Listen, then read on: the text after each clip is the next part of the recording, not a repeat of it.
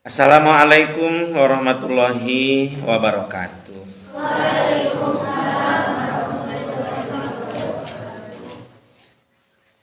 Alhamdulillahirabbil alamin wa bihi nasta'inu ala umuri dunya waddin. Asyhadu an la ilaha illallah wahdahu la syarikalah wa asyhadu anna Muhammadan abduhu wa rasuluhu la nabiyya ba'da. Allahumma sholli ala sayyidina Muhammad wa ala ali sayyidina Muhammad. Pertama-tama marilah kita sama-sama memanjatkan puji dan syukur kehadirat Allah Subhanahu wa taala bahwasanya kita pada saat ini bisa berkumpul dalam kegiatan thalabul ilmi. Shalawat serta salam semoga Allah Subhanahu wa taala selalu melimpahkannya kepada junjungan kita Nabi besar Muhammad Sallallahu Alaihi Wasallam, untuk keluarganya, para sahabatnya, para ulama amilin, mudah-mudahan termasuk kita sekalian. Amin ya Allah ya Rabbal Alamin. Ini dari Ahwat nih. Coba Buya akan bacakan ya. Ini tidak ada nama seperti biasa, nih tidak ada nama. Assalamualaikum warahmatullahi wabarakatuh. Waalaikumsalam warahmatullahi wabarakatuh. Buya bacakan nih soalnya. Siapa yang nanya ini? Buya emang benar orang yang sering mendahului imam saat sholat, nanti di padang mahsyar kepalanya diganti jadi kepala hewan. Jika tidak benar lalu apa hukumnya? Baik, coba ditulis dalilnya. Ama yakhshalladhi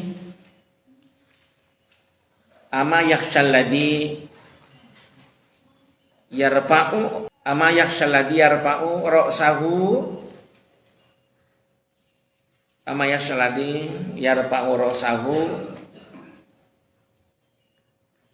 qoblal imami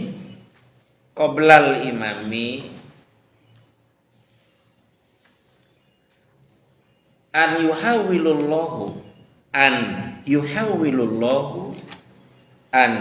yuhawwilullahu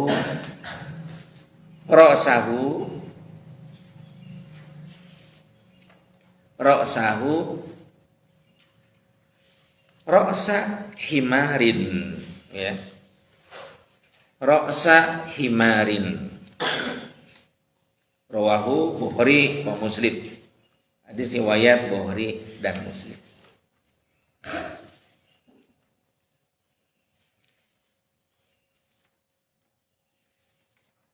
Ama yakhshalladhi, apakah tidak takut, gitu ya. Ini sabda Rasul. Ama yakhshalladhi, apakah tidak takut orang yang mengangkat kepalanya, yarfa'u ra'sahu, mengangkat kepalanya sebelum imam, qoblal imami,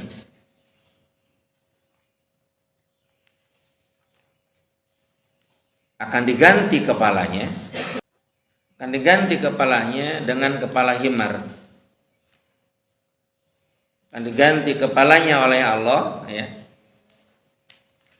Akan diganti kepalanya oleh Allah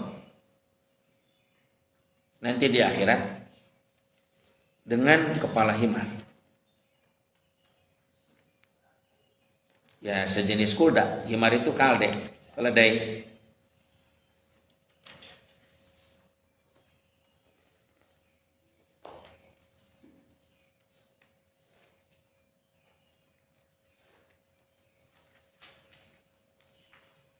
Betul apa yang ditanyakan tadi.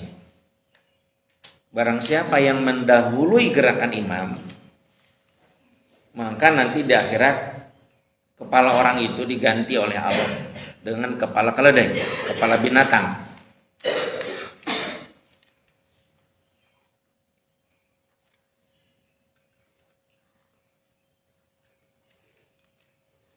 Lupa nih, gak pakai ini.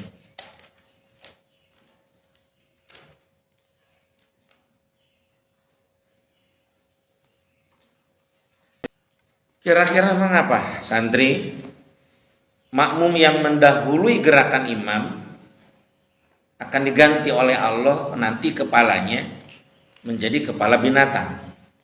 Kira-kira mengapa tuh? Kan binatang itu tidak punya akal. Makmum yang mendahului imam seolah-olah seperti binatang, tidak punya akal. Masa iya sih mendahului imam? Memangnya siapa yang imam? Kan imam itu harus diikuti. Setelah imam baru kita selaku makmum. Dari awal. Allahu Akbar. Setelah imam baru kita Allah. Kita ruku. Allahu Akbar.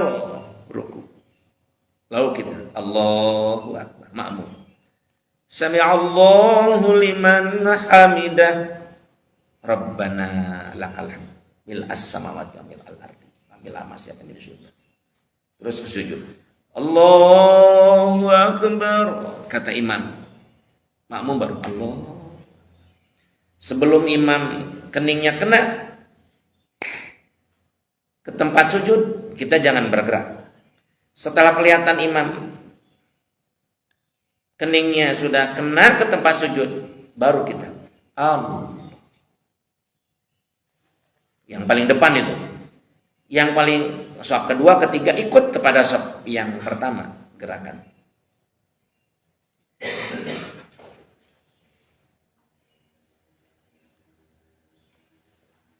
Hati-hati itu.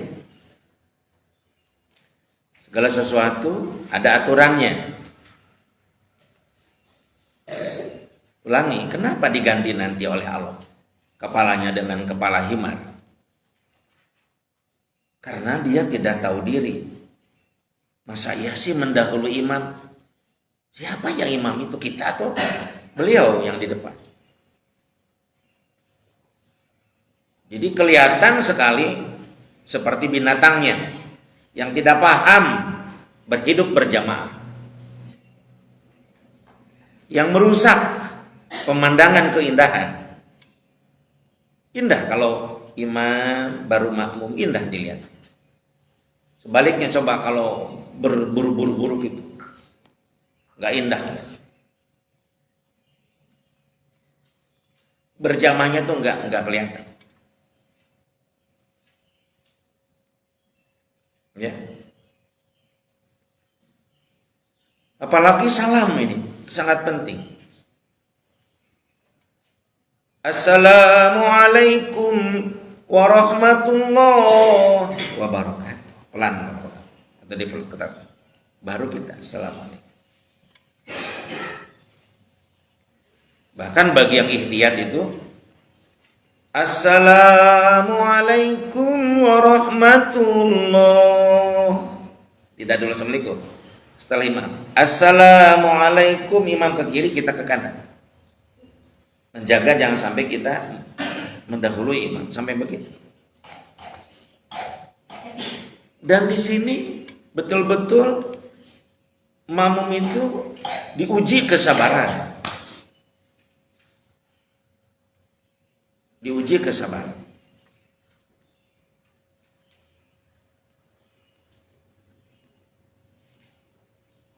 Ya. Bagi makmum yang tidak sabar, itu merusak jamaah. Pantas diganti oleh Allah dengan kepala imam.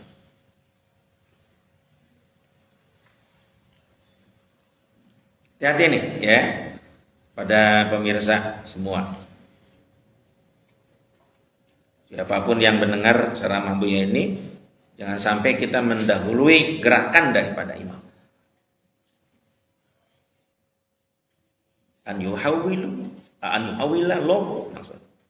An yuhawilallahu ra'sahu ra'sa himarin.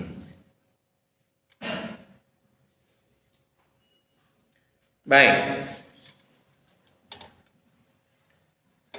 Kok Buya seberat itu sanksi dari Allah kepada makmum. Ya, selintas seolah-olah Allah itu tidak adil. Santri, makmum yang mendahului imam itu merusak kehidupan berjamaah. Kalau dalam masyarakat, kalau dalam sholat merusak sholat berjamaah. Jelas akan merusak. Dirinya sudah rusak, apalagi coba. Yang kanan kirinya pun kadang-kadang apa? Yang kanan kirinya dari orang yang mendahului imam itu apa? Akan ikut juga.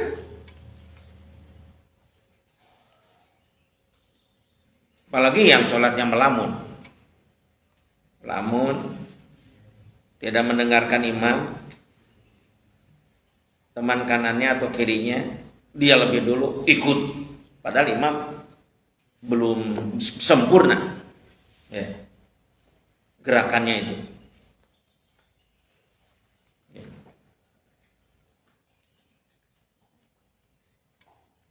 Ini penting ini disampaikan. Jadi merusak sholat berjamaahnya. Imamnya belum tumakninah. Hati-hati.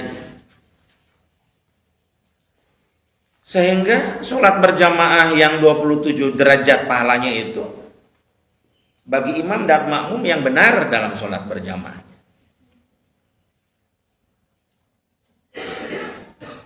Yang dimaksud oleh baginda Rasul sholat berjamaah 27 derajat itu dimulai dari ya, takbiratul ihram akbar. Apa bu ya takbiratul ihram akbar itu? Pada saat imam di awal memimpin sholat menyaksikan dan kita sudah ada di shaf. Allahu Akbar. Pada saat itu kita sudah ada di belakang imam, mendengar, menyaksikan gerakan imam takbiratul ihram yang pertama ya akbar. Sehingga yang masbuk itu enggak mendapatkan 27 derajat. Ini diusahakan kita tidak masbuk. Dan kemasbukan itu juga Allah Subhanahu wa taala, makanya di samping ada hisab ada mizan. Apa fungsi mizan? Buya, kenapa ada hisab ada mizan, Buya? Hisab itu global, secara garis besar. Sedangkan mizan itu detail. Buya ambil contoh. Kedetailan Allah nanti di akhirat menilai kita dalam kitab kita itu, kitab amal kita itu berkenan dengan masbuk. Banyak sekali contohnya, tapi Buya ambil contoh masbuk. Kenapa dia masbuk? Wah, mungkin kemasbukan seseorang itu pada saat sholat berjamaah itu kalau dinilai itu bisa ratusan alasan. Dari mulai yang tidak ada alasan, kemalasan dan sebagainya, sampai kemasbukan yang derajatnya sama dengan orang yang menyaksikan takbiratul ihram akbar. Karena punya teliti, dia sudah berwudu bahkan sebelum adzan, sudah diniati sebelum adzan, sudah ada di masjid, tetapi ada kejadian-kejadian yang tidak diduga-duga. Ada kecelakaan di depan matanya, seseorang yang harus ditolong karena menyangkut nyawa, dia ke rumah sakit dulu dan sebagainya. Atau ada kejadian apa sehingga beliau datang ke masjid masbuk dengan mizannya Allah nanti. Allah Maha tahu. Sehingga orang ini setelah dimizan, oh sama derajatnya dengan yang 27 derajat. Karena dengan orang yang menyaksikan takbiratul ihram akbar. Karena sebetulnya dia itu ada juga yang memang masbuknya itu karena malas. Allah Maha tahu, mungkin cuma dapat 1 derajat. Dan berkumandang, nyantai. Menjelang qomat masih belum wudu. Orang sudah 2 rakaat baru berwudu. Allah Maha tahu. Allah Maha tahu. Itulah maknanya yaumil mizan itu. Di berbagai kehidupan. Dalam rumah tangga seorang suami mengapa tidak memberikan nafkah lahir misalkan pada istrinya. Allah Maha tahu. Ada faktor latar belakangnya apa, karena apa.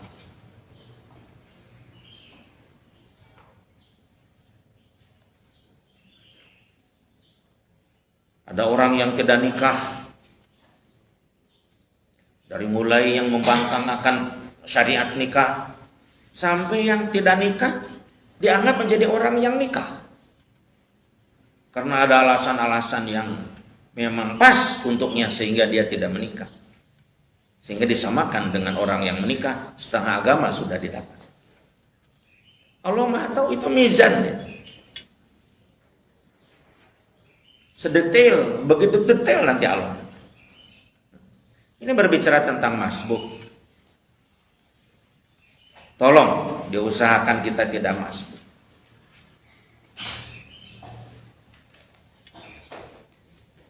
Kita khawatir nanti sering lambatnya kita datang sholat berjamaah, lambat juga datang kepada kita rizki Allah. Luaskan rizki itu, susah dikasih ta'arufan oleh Allah.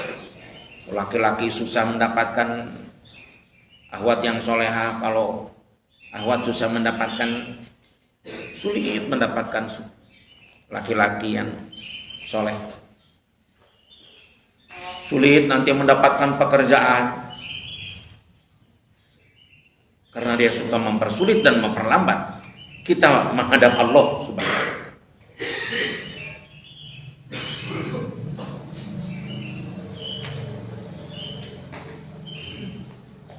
Hati hidup.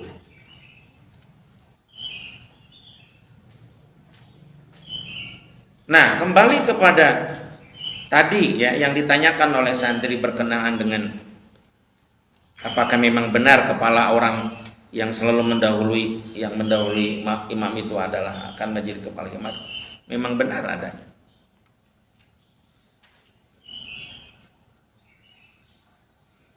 Nah, ini kalau itu dalam kehidupan, dalam kegiatan sholat berjamaah, kita masukkan.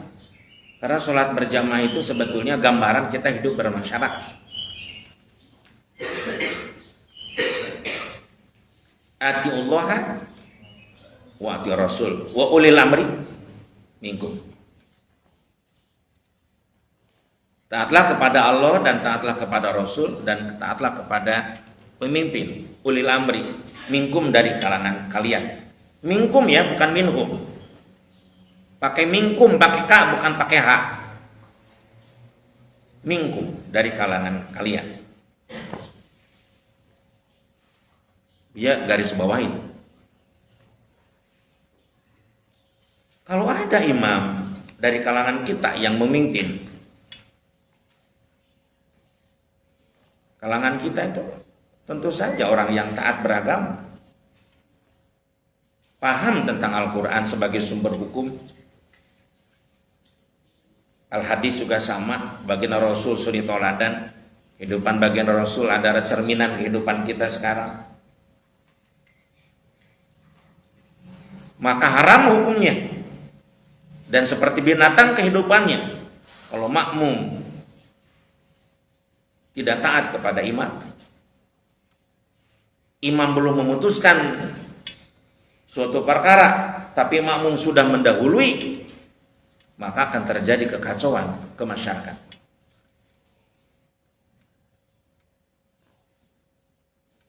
Seorang makmum yang baik akan samina wa ta'na selama imamnya tidak menentang akan aturan Allah dan Rasulnya.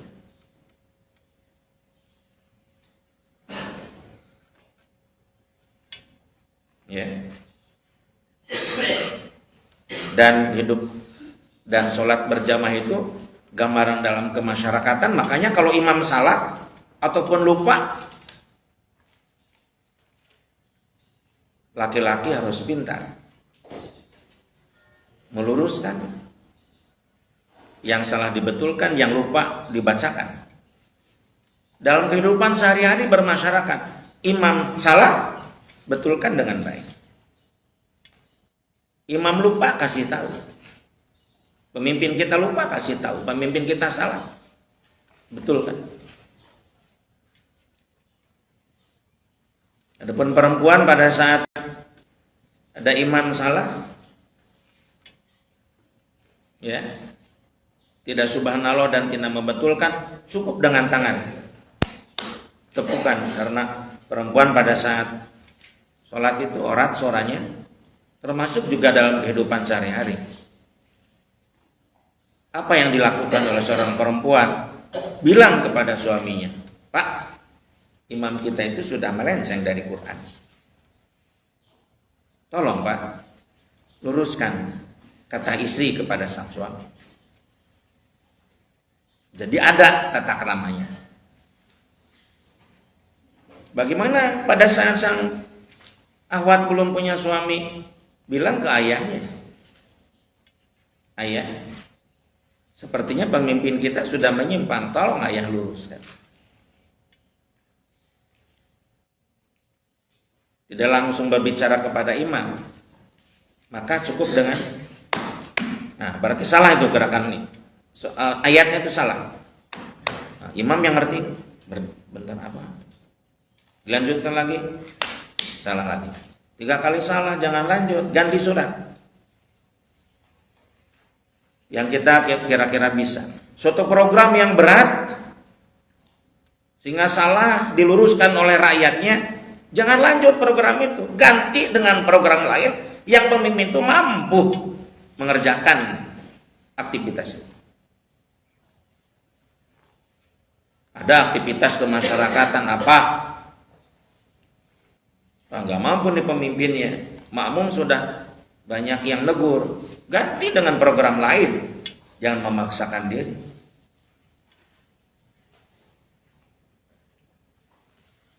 Kehidupan bermasyarakat.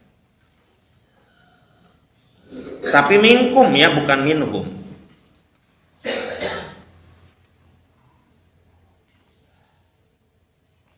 Jadi pemimpin di antara kalian, karena kita dilarang taat kepada pemimpin yang membangkang akan aturan Allah.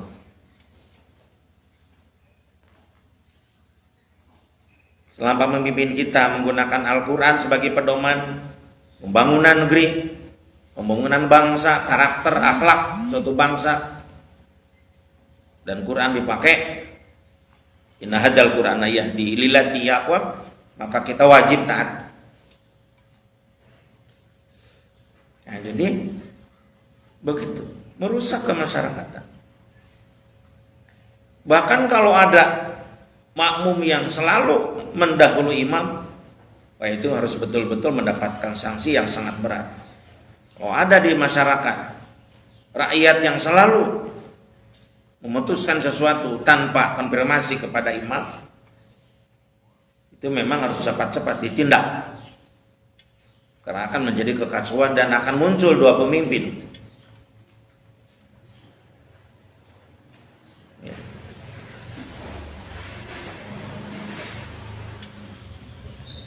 Hati-hati itu berkenaan dengan kepemimpinan nih dalam sholat.